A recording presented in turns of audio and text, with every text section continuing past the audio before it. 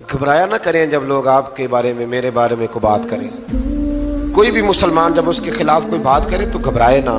सूरह नूर 18वां पारा आयत नंबर 11 से 16 में हजरत आयशा सिद्दीका पर जब मुनाफिकीन ने इल्जाम लगाया, अल्लाह अकबर, मुनाफिकीन ने इल्जाम लगाया, उसका जिक्र है। यारो हजरत आयशा पर, मोमिनों की मां पर मुनाफिकीन ने इल्जाम लगा दिया और मेरे रसूल करीम अलैहिस्सलाम की आंखें आंसुओं से तर हो गई। अबू बकर सिद्दीक ने घर से निकलना छोड़ दिया। हजरत आयशा इतनी बीमार हुई कि बिस्तर से उठ नहीं सकती। ओ लोगो, इतनी फनकारी के रसूलुल्लाह के घर तक दुनिया पहुंच गई। मौला अली शेर खुदा आए, अर्ज करने लगे, सोनिया फिक्र न करें, जो रब आपके वजूद पर मक्खी नहीं बैठने देता वो नापाक औरत आपके बिस्तर पे आने देता है। ये क्या बात हुई? सहाबा किराम तड़प उठे, यारो ये रंग भी है। मैं कहता हूँ ये मजमून बयान नहीं हो सकता। मैंने कहा था मखलूक तो फनकार है इस दर्जा के पल भर में, संगे दरे काबा से भी असनाम तराशे, तुम कौन हो क्या चीज है दागे कबाबी। लोगों ने तो मरियम पे भी इल्जाम तराशा। लोग बाज आते। फिर हजरत उमर फारूक उठे और कहा, आजा बहुतान नजीब, ये छोटा इल्जाम नहीं, ये बड़ा इल्जाम। तो अल्लाह ने फिर उसी तरह सूरह नूर की आयत नंबर 11 से 16 में हजरत आयशा सिद्दीका पर अल्लाह मोमिनों की मां को हमसे राजी फरमाए। बड़ा दर्जा है इस पाक औरत का, बड़ा मर्तबा। सारी जवानी रसूलुल्लाह के दीन के नाम कर दी, बड़ी खिदमत करी, बड़ी नौकरी करी, बड़ा काम किया। हजरत मुजद्दद अल-फिसानी रहमतुल्लाह अलैह फरमाते हैं, जब मैं हुजूर के लिए साले सवाब करता ना, वो चीज पकाता खत्म शरीफ, तो मैं हुजूर के अहले बैत को सहाबा कईयों के नाम लेता, कईयों के ना लेता, सब के लिए भी नहीं जाते।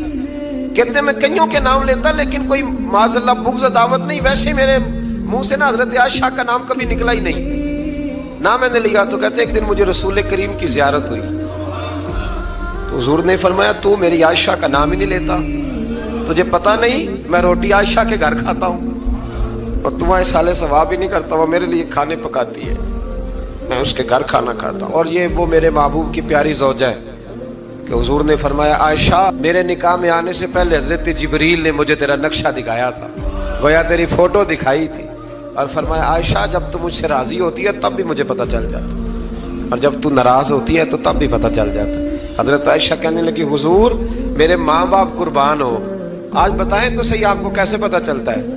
तो हुजूर फरमाने लगे, जब तू मुझसे राजी होती है ना तो कहती है मुझे रब्बे मोहम्मद की कसम, और जब तू नाराज होती है तो कहती है मुझे रब्बे इब्राहिम की कसम। फरमाया रब इब्राहिम का भी है, लेकिन जब तू मेरे नाम से रब करीम को पुकारती है तो लगता है आज तू बड़ी राजी है। रसूल करीम अलैहिस्सलाम का वो प्यार, वो मोहब्बत, 40 साल हुजूर के बाद वो हयात रही। चौथा हिस्सा दीन मेरे रसूल करीम का ही उम्मत को उन्होंने पहुंचाया। हजरत फातिमा की शान में हदीसें हजरत आयशा सिद्दीका ने बयान फरमाई।